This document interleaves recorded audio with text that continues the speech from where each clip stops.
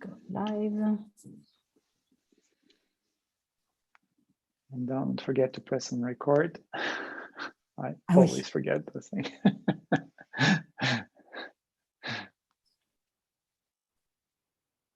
There we go.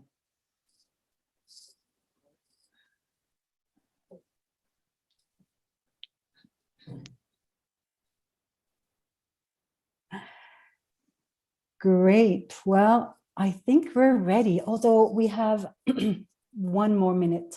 I'd be curious to know how long it takes for YouTube to start notifying people. I think I might follow my own self on YouTube, so maybe I'll be pinged. But in any case, I think we can begin.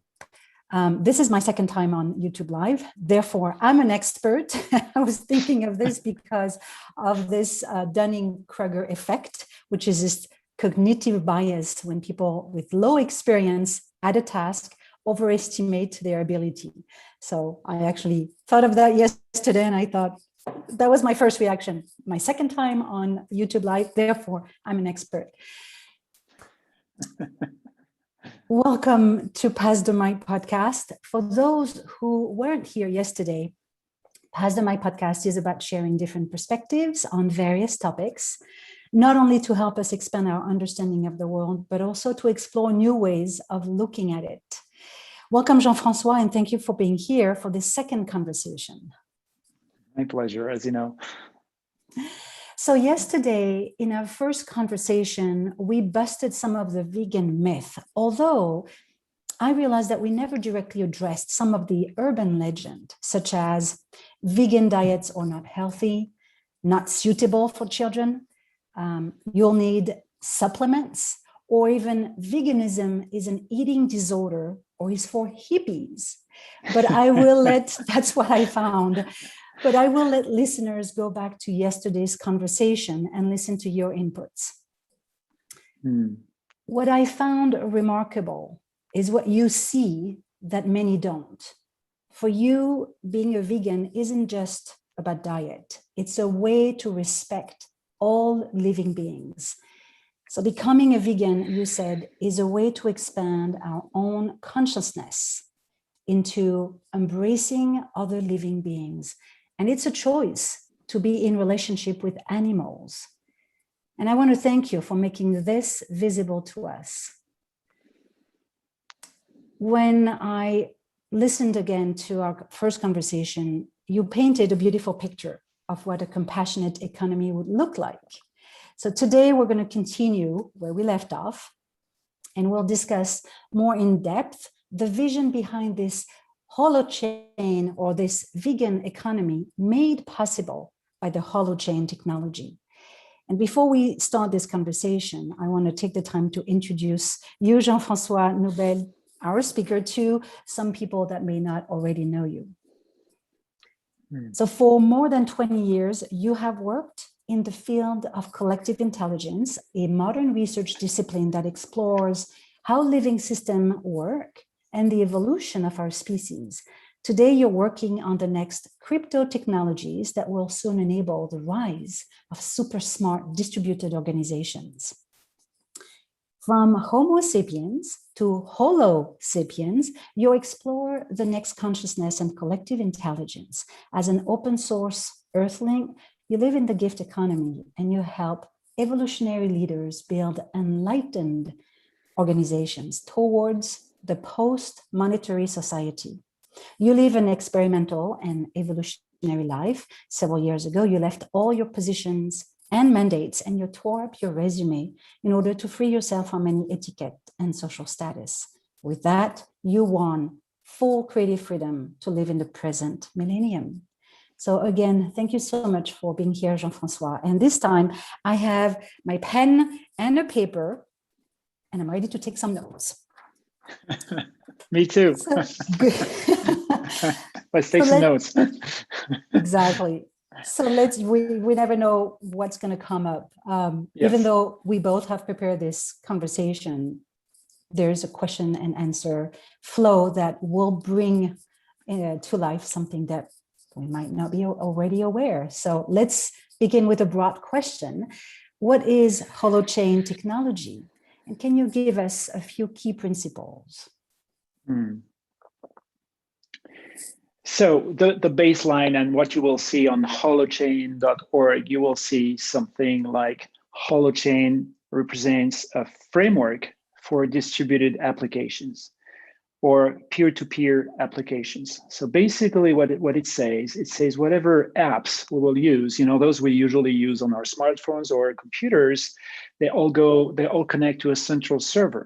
That means to a central authority, whether you call this authority a bank or Facebook or Amazon or Airbnb or the nation state, or an administration or your company, you always have what we would call the middleman in the center. So in the past, you would have the middleman as an institution with, before internet. And today the internet provides a server that will connect clients. That means your piece of software that you have on your smartphone or your computer. And every peer-to-peer interaction will not actually work as a peer-to-peer thing. It has to go through the server and follow the rules dictated by the server. So I kind of give a little bit of a technical explanation here, because a distributed application means you don't have any central server anymore. You have direct connection, peer-to-peer, or agent-to-agent, or node-to-node, node-to-node connection. And that means the integrity of the, the identities and the games we play and the data that we share remains good, remains, maintained in a distributed way without the middleman in the center. And so maybe I should rewind a little bit in history, because when you look, Plato and the Greeks and all philosophy, we have this very, very old question: how can we cohere together in big groups, not in the small groups, but the scale of societies or companies, corporations, like big groups? How can we cohere together without a central authority that makes it possible, that guarantees that you exist as you and I exist as me, so we have both identity, and that we agree, we play the rules by the rules we decided to play, and that every kind of data that we have, we can guarantee the integrity of this data. No one can tamper that kind of data. So whatever we do together, whether we play chess or rugby, or bank, like, sending money to one another, buying and selling stuff, or Airbnb, or citizenship, every time we have some kind of game, that means we agree to play by some rules, pluses and minuses if we just send money, or making decisions if we live in the corporate world, or renting an apartment if we play by Airbnb, those kinds of things. Every time in every situation, we have those three things coming up. As I shared, the identities, that means the agents. You need to make sure that A played that chess move with B and not with C, or that A sent money to B, and so on. So you want to make sure about this identity. And when I say identity, it does not necessarily mean a passport or social security number or driver's license in the nation state way as we've seen it so far. Identity I can talk about relative identity, like, my nickname as a gamer, for instance, or how people call me or see me in my sexual community, or how people see me at my work, So in every context, you have a specific identity, and sometimes it can match the authoritarian identities like a passport number and all these things, or sometimes we don't need that, depends, okay? So first, identity, you need to make sure that A has played a move with B. Second thing, the game itself, or the rules. I like to talk about games because we all play games. Mm-hmm. And so let's make sure that, if we play chess, then I've played by the rules of chess. Let's make sure that if we need to vote as a citizen, then I've played that move of voting by the rules of the game of voting. And if you take me from A to B as an Uber driver, then also that you represent the driver and I represent the customer, and let's make sure that it works. So that we play by the game, number two. And number three, the data, because data changes all the time. Reputations, coordinates, addresses, financial balance, all these things, game levels, all this data keeps changing. So identity, game, data. We need to find a way to keep the integrity of those three things, whatever we do. And so far, this question has happened for a long time. Even the Greeks asked that, can we do this without a centralized authority? Now, the good thing about a centralized authority, whether we talk about a server, like Airbnb, or a government or a bank or some kind of institution, the good thing, well, it works well. When it works well, when you have honest people, when you have clear rules, when you have transparency and all these things. But we also know the limitations of those things. A centralized authority makes it a single point of failure. That means if you make a mistake, or if you get corrupted or attacked, well, that makes a big point of failure. That means everyone will pay the consequences of those kinds of failures. And also that gives you a super concentration of power, because all the flows of data and information and behaviors and stories, they go through you. So you have access to absolutely everything. And that leads to a situation like the internet today, where we've never seen such a concentration of power, whether we talk about financial power or political power, ever in history. We have today in our world a concentration of power that we have never seen before in history. So that raises a lot of political questions and superpower structures here that can really eat our freedom, can stop evolution, and that can imprison lots of people in different ways, ideologically, physically, mentally, intellectually, and so on. So we have had this question for a long time. Can we distribute the middleman function in the system so that we remain absolutely certain about the integrity of identities, the games, and the data, without giving all this to one central authority or a few persons in charge of that? And until a recent number of years, well, we couldn't do that. We didn't know how to do that. But recently, with the rise of the blockchain came as a first kind of prototype response to that. They said, okay, let's just play with a very simple game called banking. Okay, we just do pluses and minuses. And let's issue those crypto coins, that have a one unique number, each of them. And we can, with this framework called the blockchain, we can absolutely make sure that everyone can make transactions, and we keep the integrity of the players, the agents, the game, and the data. The blockchain did that, but for, I would say, a small number of nodes, for a small number of agents, and it consumes a lot of energy, and everyone needs to have the shared data and all those things. I won't go into the whole blockchain thing, because we have plenty of stuff saying, talking about the limitations of the blockchain, especially on the Holochain channel. Basically, Holochain has taken this question, of integrity of living systems by biomimicking what happens in nature. You see, if you look at your own cells in your own body, every cell doesn't need to know what every other cell has done. They have some kind of agreement and coordination without the need of all cells to have a copy of all the transactions between all the other cells of the body. So it seems that living systems have found a way to cohere, to maintain their coherence and integrity without having to copy data, updated data to every other agent of the system. So how does it work? Would you like me to go a little deeper into that, or do you have any more questions before I go a little deeper?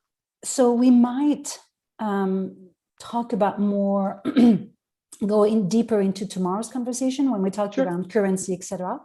So I think this was a good overview of what is Holochain and how it started it. And that's kind of what I understood. I know a little bit about blockchain and why blockchain was really meant in design to make money by reducing the intermediaries or middlemen in a transaction, right? By adding a way from a technology standpoint to do what this individual was doing. So the purpose of blockchain was to make money.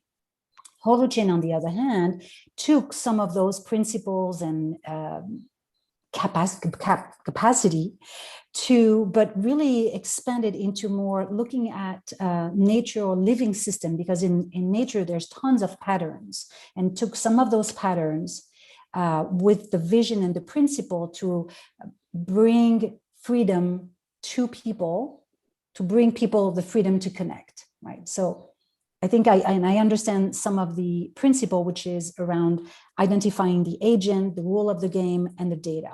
So hopefully, as we go back and listen again, we'll have enough to cover this first initial introduction. Yesterday, and I want to move into another topic, which is yesterday you defined a compassionate economy as a evolved economy with a higher degree of consciousness. And you actually said that when we evolve when our compassion expands, and compassion is when we embrace something different than ourselves.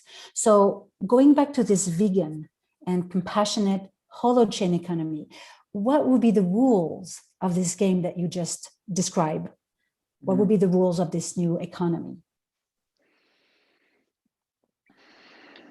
Well, I would say the first rule would say, give people the capacity to generate their own rules. Because, I don't know what some people in other parts of the world want to do together, maybe even as vegans. Maybe they want to have their own way to define in their community. Either we talk about a local territorial community or a community of value. They may have their own way to design their rules. So what we aim at here, you have to think of the Lego game. Lego game, when we have kids, and we all know that when we offer them, Legos or cubicles, or when they play on Minecraft, they have something to compose. They can compose as many things, universes and structures as they want. And the more they grow, and the more complexity you will see emerging, big difference between the first plays and a few years later, and you play with them and you can see, like, wow, they've made incredibly sophisticated structures. We call this composability.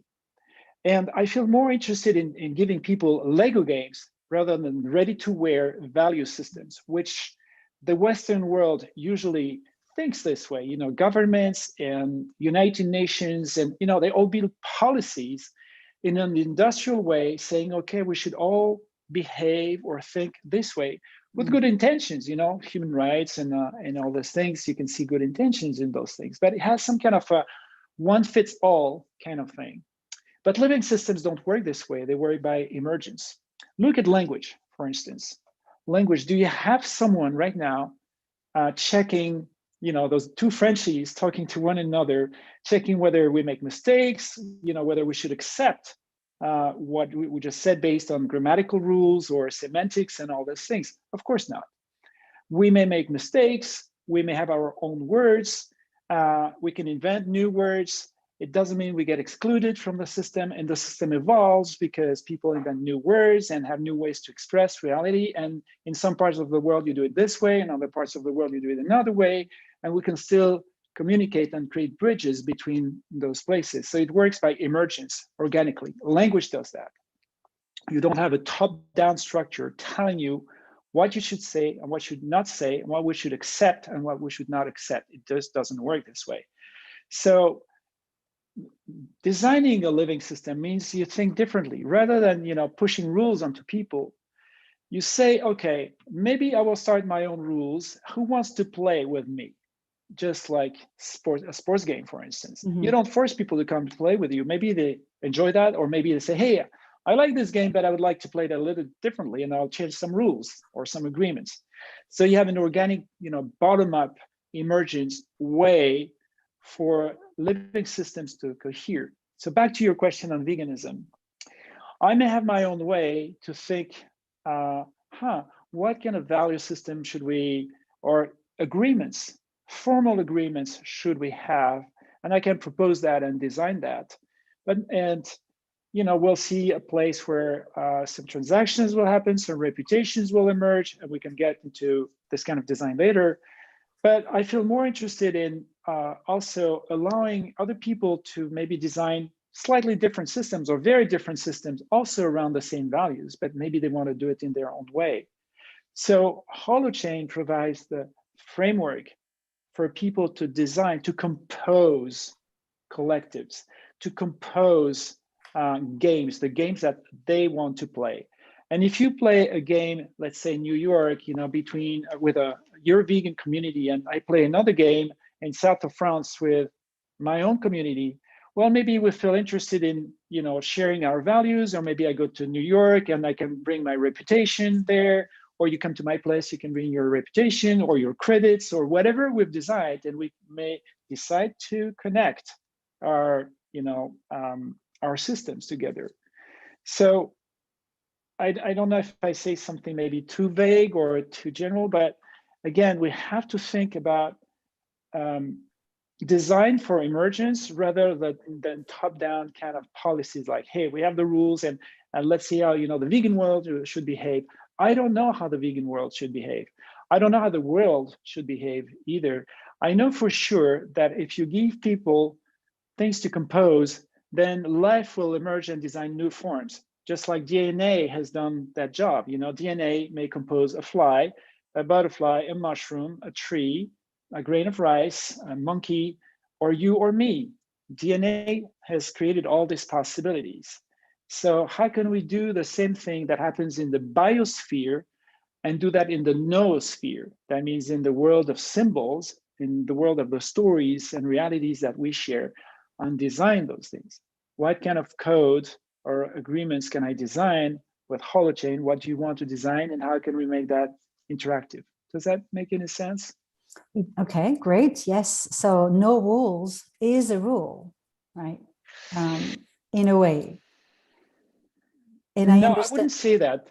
No, because we need rules always.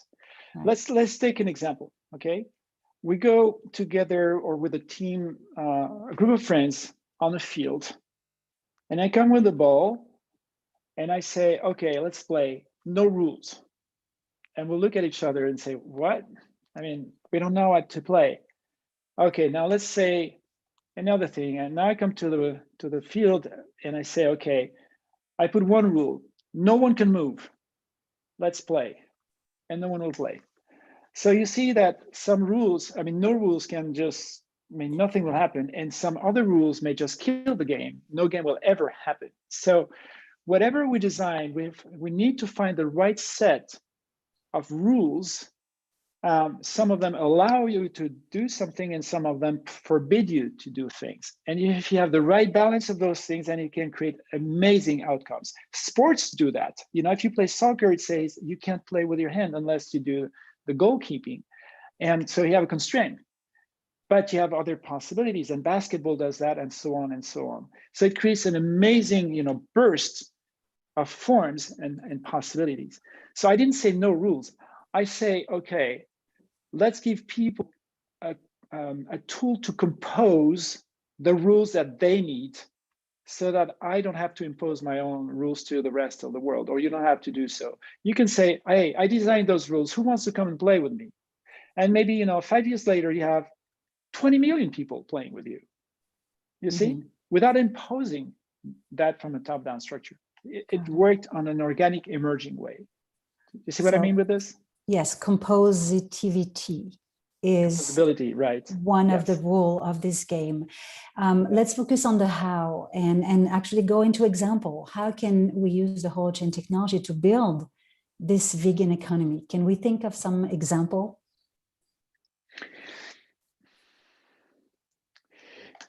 Yes, well, so maybe that will go more like tomorrow in the more technical things. I think, first, we first need to change our mindset, thinking rather than thinking top-down design, go into supporting emergence. And that means I will think those things differently. So now some examples of how we can build a vegan economy. Maybe I can go more into the design, because once I have the design on the paper, then I could do it on a spreadsheet. Right. I could do it with a conventional server, But of course, it will change completely the things, because if we do it on a spreadsheet or a conventional server, well, I have the keys. So all the information will convene to me, and I may end up, making decisions for everyone, and I may end up deciding who you can meet and who you cannot meet and all those things. So that gives me a superpower. And so in the end, it totally influences the outcome of those things. And I may make decisions more in my advantage than yours and all these things. So, but we can design those, the integrity, again, identities and games and data. We can use it with whatever platforms we have today, centralized ones, spreadsheets, or Holochain. We have the choice. So I think we should first maybe understand more the design itself, and then say, okay, once we have the design, how do we use Holochain to support this design and make sure that, okay, the integrity of the whole living system now gets distributed in the system rather than in the hands of the few. But I would say this, Holochain thing happens right in the end. Once we've understood the values of using making it a distributed app rather than the centralized server client kind of thing. Does that make any sense? Yes. So let's go in the next 2 minutes into the design. I want to hear more. You piqued my interest. Okay, so in this next way to understand economies, when we talk about currencies, most people think currencies or confuse currency and money. Because money, you buy and sell things. So if you've always used money in your life, then when you hear currencies, you see, oh, currency will just serve to buy and sell things. But actually, in this next paradigm, we'll talk about currency as a language of wealth, a language of wealth. So for instance, your reputation, we would call it a currency.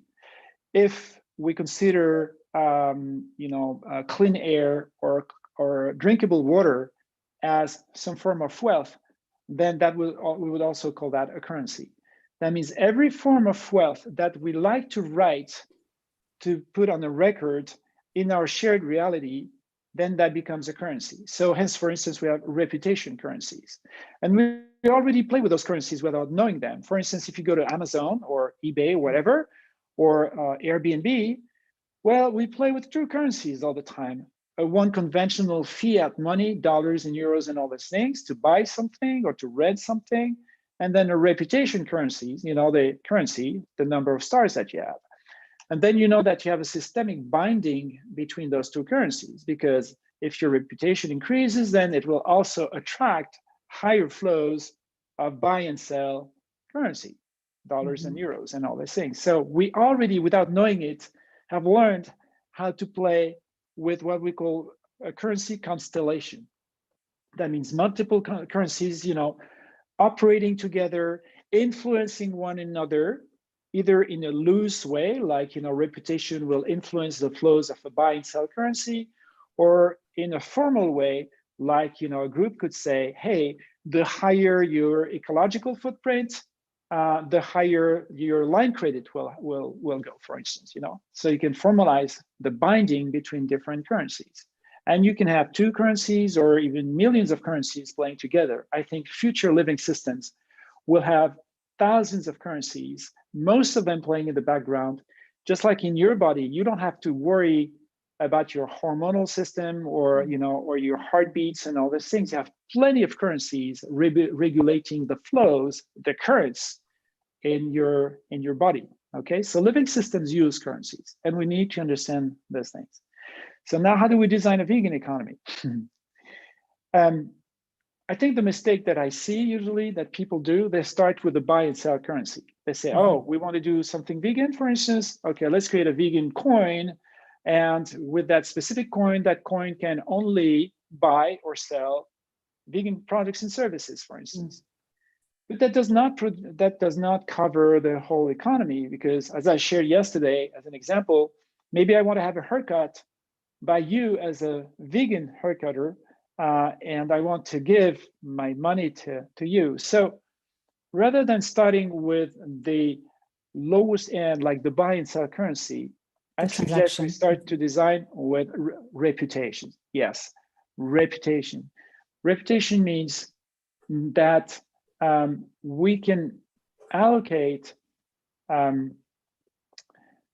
feeling, an experience to something or to someone. Okay, it may have some objective things like did you do the job or not? Yes or no, or or look at Airbnb. Did you see a clean apartment? Yes or no? Or 1 star, 2 stars, and 3 stars. So it has a little bit of objective things, but I can also ask you, did you enjoy the trip? Or did you enjoy the place or that restaurant? And that goes into a completely subjective thing. So reputation currencies kind of combine, some part of objective reality, how you see reality, but from the subjective self. Okay. And we've done that all the time. Look at a village. In a village, if that baker does a better bread than this other baker, if you can trust that person with money better than this other person, if you can trust this person for confidence, or sharing reality rather than this other person. So everyone has a kind of multiple, dimensional relationship to reputation, right? So building reputation, peer-to-peer reputation, for me, becomes more important to start from this higher end. Because once we know, once a product has a reputation of veganism, or that person has a reputation as following vegan values, then the flows will happen naturally, even with conventional money. I don't even need to use a buy and sell currency if I know where to direct the flows of buy and sell currencies. Does that make any sense? I started with a very basic thing, but you need to qualify the items in the system. Items means either the agents, like a person, a company, or product, okay? And also the experiences that you have, the subjective experience that you have as well. Right. That means the relationship that you have with either objects or people. You need to qualify those things. I'll stop here. You look at your facial expression, seems like I see lots of question marks here or unexpected things. No, it's great. I love the fact that you're challenging this rush that all of us have to, okay, let's do this and talk about transaction, right? Because that's all we know. We grew up in a world where it's all about transaction, from which repetition comes from, instead of going the other way around. And I love this challenge that you're inviting us to do, and to talk about, to think of emerging design and what does that mean. And if we had a Minecraft environment given to us for our real life, what would we want to build? And that's really what I found exciting in Holochain. So keeping the conversation short, which is one of the objectives that we had, you and I, as we come to the end of the second conversation, I'd like to finish this discussion by asking you one last question. The intention for this podcast is to help each of us to become the self-authoring leader of our own lives through meaningful actions. So for the curious mind out there, in regards to building a vegan holochain economy or any intentional economy, what can we do to take the next step?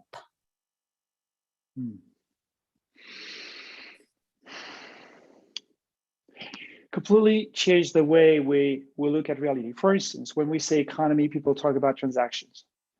I want to see economy where people write experiences. And the transactional part, it may have a transactional part, but when I go and see you, maybe you give me a haircut and all these things, yet it may have some transaction, but mostly it has some experience. It has lots and lots of other forms of wealth that we want to see and acknowledge, the relationship, the quality of things. What did we do to the world when we had, this haircut and all these things. The other thing also in changing our mindset, let's stop this segregation, like thinking the economy just matters for human beings. I want an economy that includes all living beings because they belong to the economy. When I talk about a compassionate economy or a compassionate world, I just don't do it out of ideology, like nice thinking kind of thing, polite, politically or spiritually correct. I just mean that we cannot not do it. I mean, integrated, how can we build a realistic economy, something grounded, not a religious belief like today's economy, but a real economy means that we have to include all living beings as part of this. All of them have wealth to contribute to, have wealth to use for themselves. So we exist as a web of life and a web of living beings. So every living being has to belong to the economy. So let's stop thinking the economy just a human kind of thing. Right, that's beautiful. I love that's a wonderful way to end it. And I just saw someone on YouTube saying credit score. So I'm tempted to ask you one last question, kind of separate from what you just said, which was beautiful, and I can't wait to go back and listen to it. Is credit score a reputation? I don't exactly know what this person means by credit score. It means so many different things. So, well, in the US, the credit score is when, you know, it goes from 400 to 800, and it's given. I don't know that. Okay, it's given based on your ability to repay the credit cards on time, not to have too many. But is it a reputation? And I don't know if you're familiar with it. Okay, well, all banking systems have their own credit score in that sense. I understand what you mean. Okay. Well, you have a centralized authority with a few people deciding what makes you eligible for a credit under which conditions. So they have designed the rules for you. You don't have a word to say about this. You have to play by their games. You have not designed anything with this. You may not even know the rules of this. It remains opaque and in the hands of the few. So not credit scores in that sense. Now, we may have some kind of, I mean, I don't say we should reject credit scores, but what if we have something distributed? That means we totally agree on the rules. We have transparent rules. We have the capacity to evolve that collectively if we think that we should evolve the whole system. So whatever reputation system, you know, let's talk about the one in China, for instance. I don't have anything against a reputation system because we've used them forever. You know, in your village, we have an embedded reputation system in our minds. We don't use high tech for that, but we know about everyone. And hopefully, yes, we have a reputation system embedded in our culture. Do we have a good one or a bad one? Other questions, but we've used always reputation. My question, which hand holds the hammer? If a few people like in China decide what makes you a good citizen, or what rights you should have, I have a problem with this. If everyone we agreed to play a game and that has reputation in it, you know the rules, I know the rules, and we can also contribute in evolving the rules if needed. Okay, yeah, maybe I want to go and play with you. So let's look at which hand holds the tool. It's a very good point. Thank you for adding that last piece. So thank you, Jean-François, for this insightful conversation. We'll be sharing this recording on various podcasts later today, and we'll write at the end of the 3 conversation a blog post for those who enjoy reading. We'll see you tomorrow for our 3rd and last conversation, where we're going to explore a vegan currency and how to identify agents or even vegan products. So again, thank you so much for taking the time today, and see you tomorrow. And thank you for people on Zoom to participate and send us some good nuggets. So we'll see them tomorrow.